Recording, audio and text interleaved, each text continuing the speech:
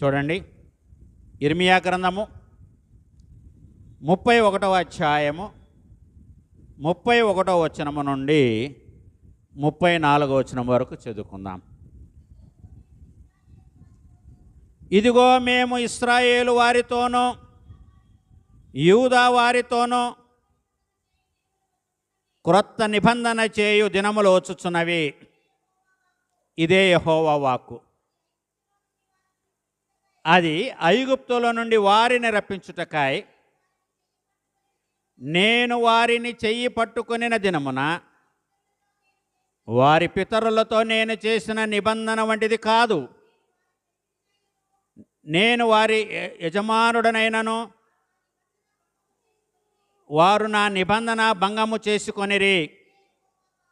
ఇదే యెహోవా వాక్కు. ఈ దినములైన తరువాత